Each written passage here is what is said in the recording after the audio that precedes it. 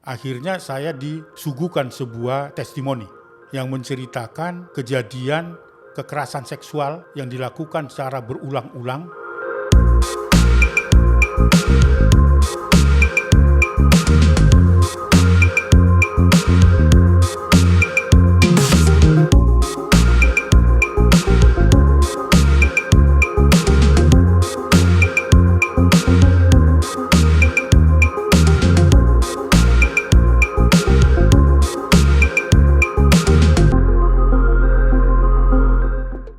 Halo Sobat Anak Indonesia, jumpa lagi bareng Nia di Ngobras, Ngobrol bareng Bang Aris.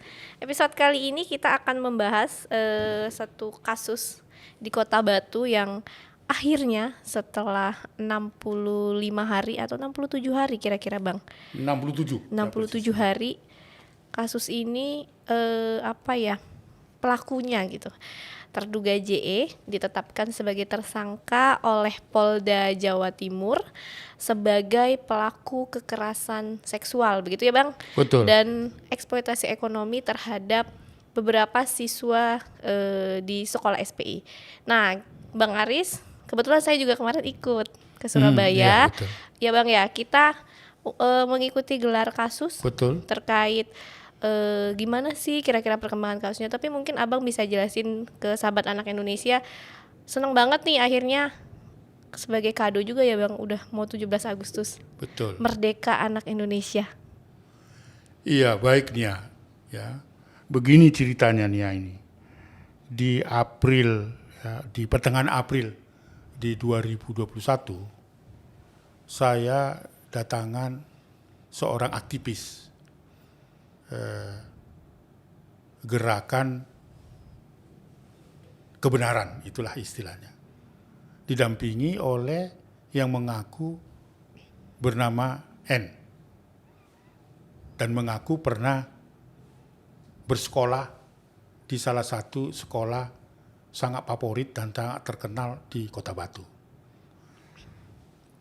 Di pertengahan April itu menyampaikan dokumen-dokumen menyangkut dugaan terjadinya kekerasan terhadap anak-anak murid-murid yang ada di salah satu sekolah yang favorit itu. Jelajah punya jelajah, teliti punya teliti. Akhirnya saya disuguhkan sebuah testimoni yang menceritakan kejadian kekerasan seksual yang dilakukan secara berulang-ulang dan sudah di luar dugaan akal sehat manusia yang dilakukan oleh salah seorang terduga pelaku JE, usianya 49 tahun, diceritakan pada saat itu, lalu melakukan kejahatan-kejahatan seksual, baik itu dilakukan di lingkungan sekolah, di lingkungan di mana sekolah itu ada, lalu sampai juga ke luar negeri, bahkan di rumah pribadi dari pelaku JE ini. Ternyata di dalam testimoni itu, tayangan video dan lengkap itu, saya dikagetkan dengan salah satu terduga pelaku itu. Wow, saya sangat terkejut dan saya sambil tidak percaya sebenarnya bahwa di sana terjadi malapetaka, kejahatan seksual yang sangat luar biasa dan menghancurkan masa depan anak-anak. Disebut nama itu. Saya teringat karena apa? Saya nggak kaget karena itu di tahun 2012 pernah bertemu ya Bang? Pernah bertemu dengan pelaku dan mengenalkan sekolah itu yang sangat luar biasa konsepnya karena lintas agama, berasal seleksi dari keluarga miskin anak-anak ini, ya, dan tingkat sekolahnya adalah SMA, lalu kemudian terpilih lewat program-program mereka datang ke desa itu, terujilah selektif dan sebagainya. Itu konsepnya sangat luar biasa dan saya sangat setuju, dan itu bagian dari visi dari Komnas Perlindungan Anak pada tahun 2012 itu. Lalu itu dikuatkan lagi visi misi itu dan gagasan-gagasan itu 2015. Nah, tapi saya langsung kecewa ketika saya melihat tayangan itu di pertengahan April. Saya sempat tidak percaya. Ya, saya katakan tidak percaya, tapi saya amatin terus, disuguhkan terus itu dokumen-dokumen, dan itu betul-betul terulang pernyataan-pernyataan dan data-data itu tidak terputus. Akhirnya saya minta untuk memastikan dan supaya itu terkonfirmasi, saya minta bertemu korban. Akhirnya saya difasilitasi ketemu korban karena apa? Karena pada saat memperkenalkan tayangan katakan testimoni itu, saya ditunjukkan foto-foto yang pernah saya foto dengan korban itu. Jadi saya selalu ingat. Lalu si korban itu juga mengatakan kepada orang yang memberikan informasi kepada saya bahwa pernah kenal dan minta tolong kepada saya untuk ikut menangani perkara ini. Akhirnya saya beranikan diri minta untuk investigasi bertemu dengan korban karena supaya kami dapat informasi yang betul-betul akurat dan sebagainya. Nah, setelah itu saya minta penjelasan secara langsung verbal dan sebagainya, saya semakin diyakinkan ya terhadap data itu bahwa peristiwa itu sangat luar biasa, dan gambar-gambar, video dan semua dokumen-dokumen itu saya yakinin bahwa itu terjadi dan dilakukan secara berulang, yang justru mendorong saya membantu korban itu karena si terduga pelaku itu mengatasnamakan Tuhan. Selalu menjual nama Tuhan untuk memberikan keyakinan bahwa apa yang dia lakukan kepada peserta didiknya itu adalah bagian dari strategi bagaimana membujuk rayu, karena itu adalah bagian dari refleksi dia terhadap Tuhannya, gitu kan. Nah, akhirnya secara spontan besoknya nih ya itu saya kira tanggal 27-28 melakukan investigasi sampai ke daerah di mana korban-korban yang lain. Korban-korban yang tidak langsung ke sekolah. Karena saya sudah pernah ke sekolah itu, maka saya tidak perlu lagi ke sekolah itu kan ya. Jadi ada data-data yang disampaikan di dalam testimoni itu ke daerah-daerah lain. Jadi saya minta kepada tim advokasi dan litigasi Komnas Perlindungan Anak datang ke Blitar, datang ke tempat yang lain dan sebagainya untuk memastikan supaya testimoni dan data-data itu terkonfirmasi dapat digunakan sebagai dokumen pelaporan. 2 hari secara intensif dianalisis dan foto-foto juga dianalisis, diperhatikan dengan baik supaya tidak menjadi fitnah. 29 Mei itu akhirnya Sabtu itu saya bersama korban datangi SKPT di Polda Jatim untuk memberikan laporan itu. Dan syukur pada saat itu tidak begitu lama para penegak hukum di sana, polisi, menerima itu sebagai bentuk laporan yang kita minta supaya dikenakan atau diperiksa dalam perkara Undang-Undang 17 tahun 2016 dan Undang-Undang 35 tahun 2014, termasuk kekerasan fisik, kekerasan ekonomi, bahkan kejahatan seksual. Itu diterima. Dan itu berjalan dengan baik. 2 hari setelah pemeriksaan itu sungguh luar biasa juga, begitu cepat Polda Jatim walaupun miskomunikasi langsung melakukan olah TKP ya untuk memastikan itu. Jadi kejadian itu betul-betul terkonfirmasi. Nah, setelah itu ditindaklanjuti untuk mengembangkan penyidikan dan penyelidikan dan meminta izin dari Kejati yang dilakukan oleh Direskrimum Polda Jatim. Nah, itu dilakukan pemeriksaan itu sampai 67 hari ya. Walaupun waktu itu netizen semua kita sempat kesal karena hampir 67 hari itu kasus itu parkir di Polda Jatim. Kekhawatiran itu muncul.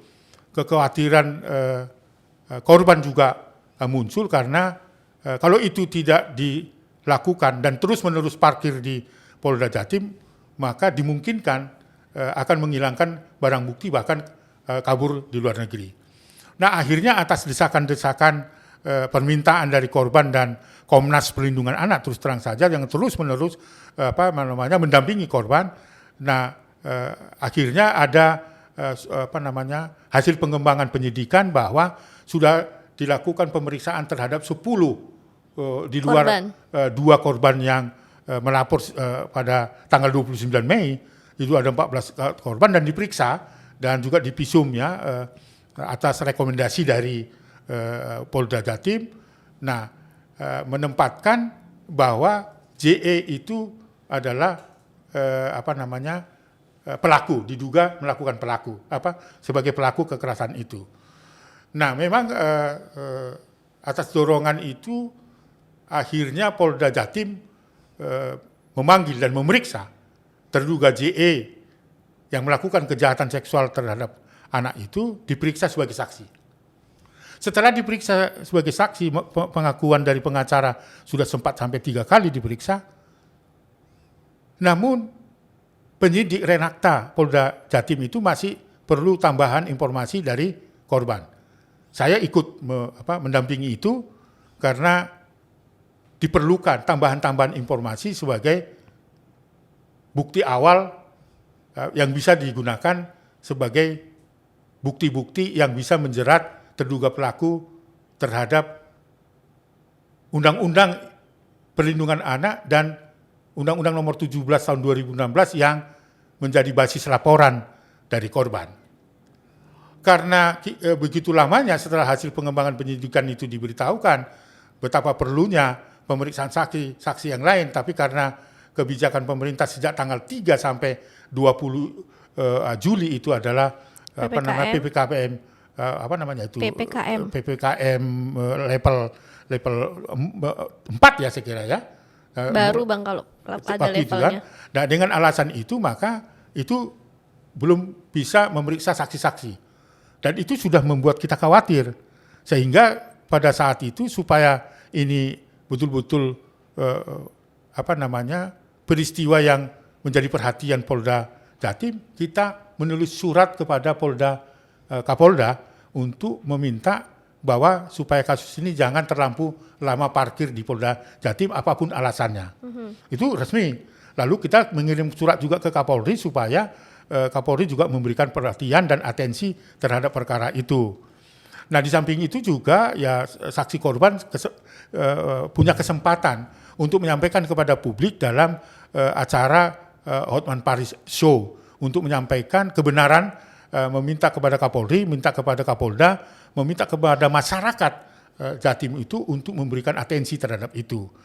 Nah, perjuangan ini tidak sia-sia. Akhirnya setelah parkir hampir 67 hari, di hari Kamis tanggal 5 Agustus itu adalah hari yang sangat bahagia bagi korban, menjadi satu situasi yang sangat menggembirakan bagi Komnas Perlindungan Anak, termasuk LPSK, termasuk penasihat hukum dari korban yang menyatakan setelah gelar kasus yang dilakukan oleh Polda Jatim itu, sore harinya itu terduga pelaku JE itu yang semula status hukumnya saksi menjadi tersangka.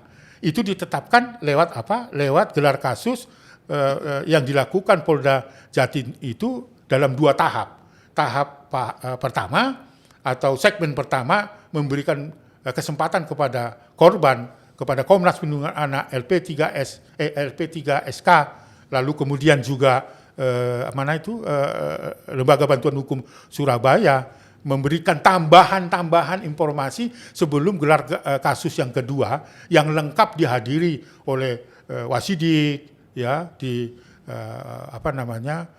Bid Hukum, Propam, ya, Wasda, dan akhirnya yaitu berita yang menggembirakan bahwa gelar perkara kedua itu mengumumkan bahwa status JE sebagai saksi menjadi tersangka. Itu yang membuat kepastian hukum itu mulai berjalan. Dan di samping itu saya kira dengan ditetapkannya JE sebagai tersangka, harapan kita bahwa dalam waktu dekat ini dengan hak diskresi dari Polda Jatim, dalam hal itu Kasubdit Renakta Polda Jatim sudah segera menangkap dan menahan terduga pelaku untuk dimintai pertanggungjawabannya. Dan di samping itu kita juga tidak akan berhenti mengungkap JE dengan pasal-pasal lain selain pasal berlapis tentang kejahatan seksual terhadap anak yang dilakukan secara berulang-ulang, dan kita minta juga nanti akan ada tambahan hukuman kebiri selain hukuman seumur hidup. Bang, kira-kira akan ada ini enggak sih tambahan pelaku lain selain JE? Ya harapannya seperti itu karena kita juga memberikan informasi ada orang-orang yang bertanggung jawab dalam pengelolaan sekolah Selamat Pagi Indonesia, ya itu ada beberapa orang yang terlibat juga bersama dengan JE itu, maka akan ada pelaporan yang baru dengan tuduhan melakukan kekerasan fisik dengan kekerasan ekonomi atau eksploitasi ekonomi terhadap JE dengan 4 pengelola sekolah, di mana pada peristiwa dan kejadian sebelum dilaporkan ke Polda Jatim itu sebenarnya 4 orang ini sudah mengetahui dan sudah dimintai tolong oleh korban tetapi tidak berbuat berdasarkan Undang-Undang 35 tahun 2014 itu dalam kategori pembiaran terjadinya pelanggaran terhadap anak dapat diancam minimal 5 tahun. Jadi dalam waktu dekat setelah JE nanti ditahan dan ditangkap, lalu diserahkan ke jaksa penuntut umum untuk dikenai tuntutan, saya kira nanti pelapor sekarang akan menjadi saksi yang justru yang menjadi saksi kejahatan seksual yang dilakukan JE itu akan menjadi pelapor. Jadi saya kira ini tidak akan hentinya supaya tuntas. Jadi, sehingga sekolah Selamat Pagi Indonesia itu betul-betul menjadi sekolah yang menjunjung tinggi nilai-nilai kemanusiaan, keberagaman dan sebagainya. Nah, maka kita akan minta itu akan bukan dikelola tetapi dievaluasi pelaksanaan dari proses belajar itu oleh Dinas Pendidikan Provinsi Jawa Timur. Oke, berarti dari 4 yang Abang sebutkan tadi itu yang memang bertanggung jawab setiap harinya di sekolah ini sebelumnya memang belum dilaporkan begitu, Bang? Sudah dilaporkan dan dimintai keterangan oleh Polda Jatim sebagai saksi. Oke, berarti ini akan ada bikin laporan baru khusus untuk kekerasan fisik. Ya, jadi kalau kita lihat setelah hari Kamis yang lalu itu bahwa statusnya JE dari saksi sudah jadi tersangka, di hari saya mendapatkan surat hasil pengembangan penyidikan akan ada 2 tambahan lagi saksi ya yang akan diperiksa di tanggal 11 ya. Itu saya kira akan memenuhi syarat-syarat ya. Lalu kemudian nanti di tanggal 11 rencananya si terduga pelaku JE itu akan dimintai keterangan sebagai syarat ketika seseorang itu dinyatakan tersangka maka akan dimintai keterangan ya. Setelah itu kalau misalnya oleh Polda Jatim sudah cukup, maka sore hari atau kapan pada saat diperiksa, setelah diperiksa bisa langsung ditahan, lalu bisa diserahkan kemudian ke Kejaksaan Negeri. Saya tadi tidak tahu nanti karena lokusnya ada di Batu di daerah Malang, maka mungkin kejadiannya adalah di Malang.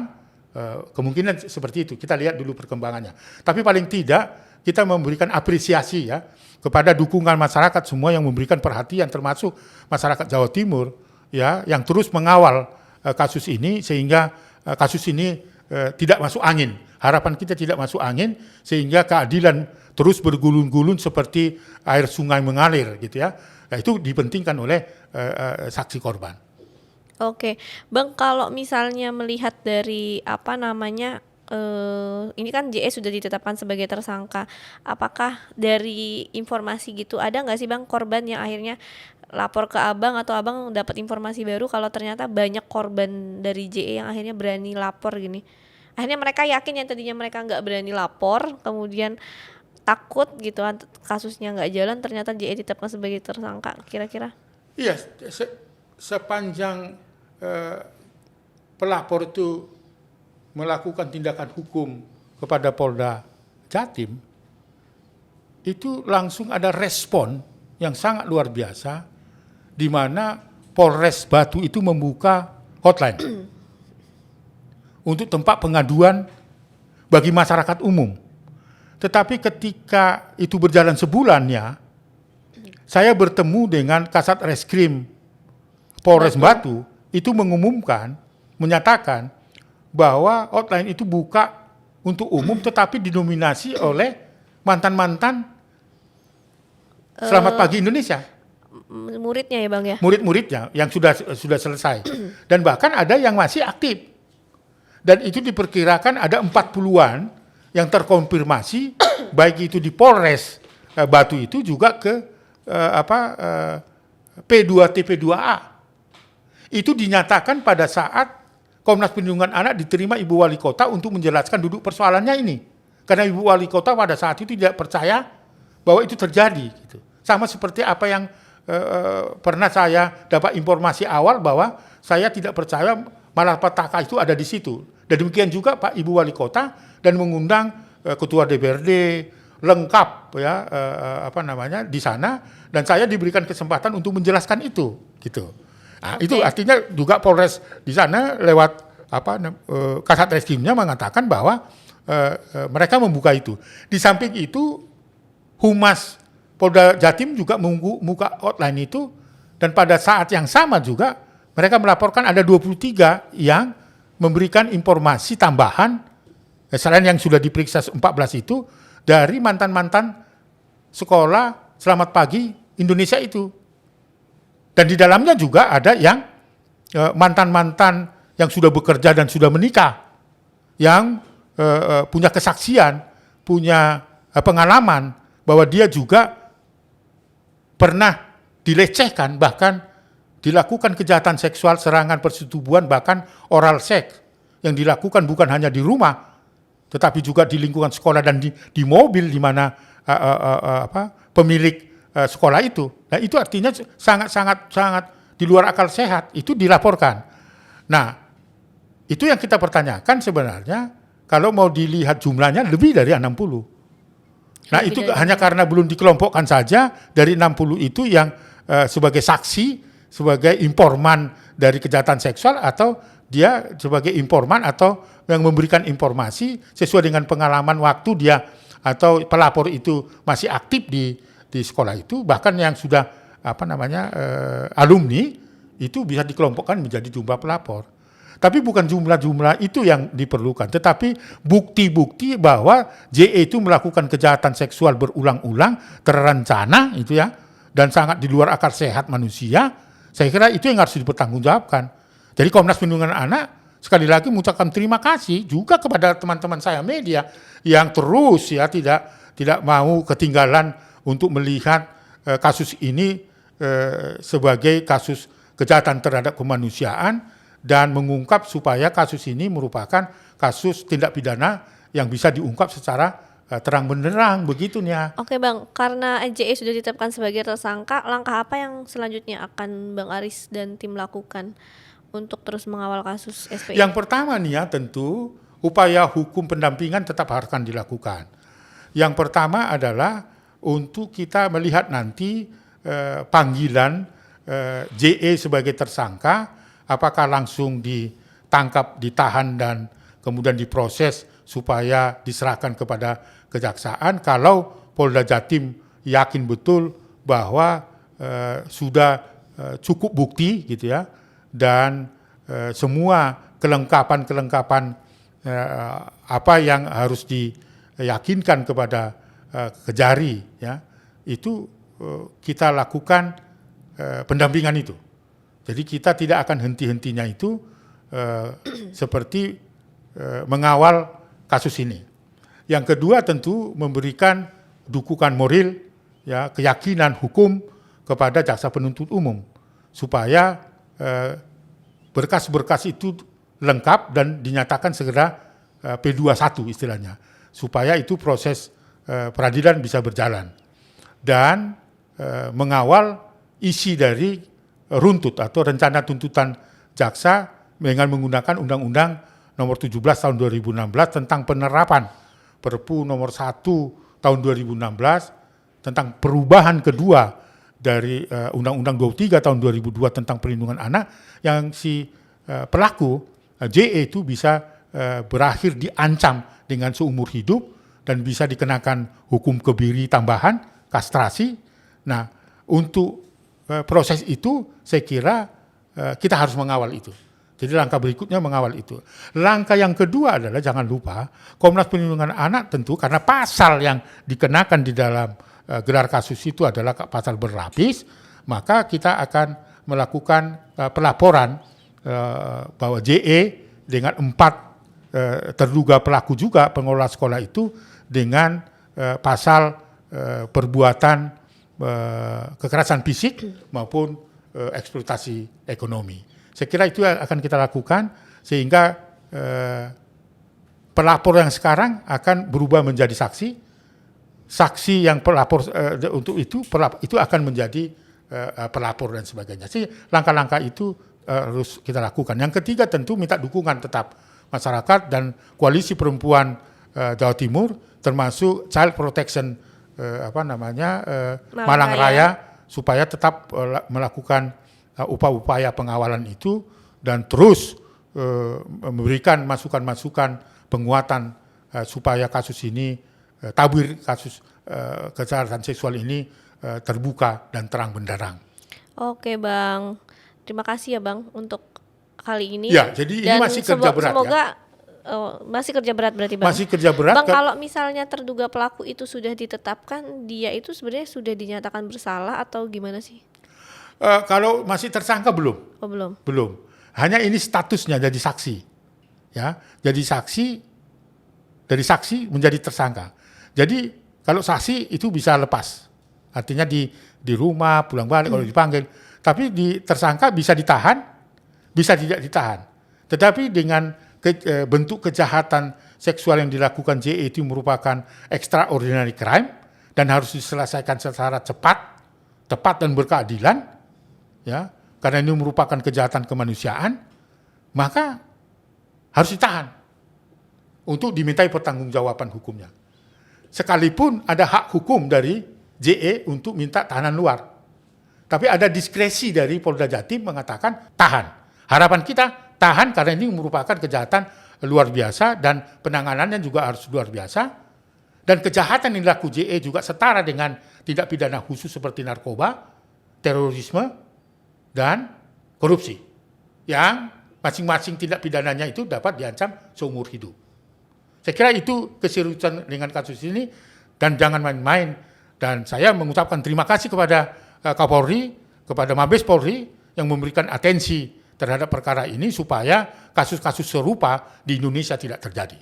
Oke Bang, terima kasih ya Bang untuk ngobrasnya terima kali kasih, sama-sama ini. nih ya. Semoga sama-sama. kasusnya terus berkembang, pelaku juga yang Abang tadi maksud 4 orang itu juga memang kalau memang benar ya segera ditetapkan sebagai tersangka, kemudian diperiksa dan lain-lain, dan JE memang kemudian ditahan begitu ya. Itu harapannya Bang Aris dan harapan korban. Ya betul, saya kira harapan masyarakat juga nih. Ya. Harapan masyarakat. Oke Bang, terima kasih ya Bang. Sama-sama Sehat-sehat terus Bang. Mainkan terus. Dukungan masyarakat dan sahabat anak Indonesia juga penting banget untuk mengawal kasus SPI di Kota Batu. Nah itu tadi kita udah ngobrol bareng Bang Aris. Ikutin terus Aris Merdeka Official. Kita akan terus kasih perkembangan kasus SPI di Kota Batu.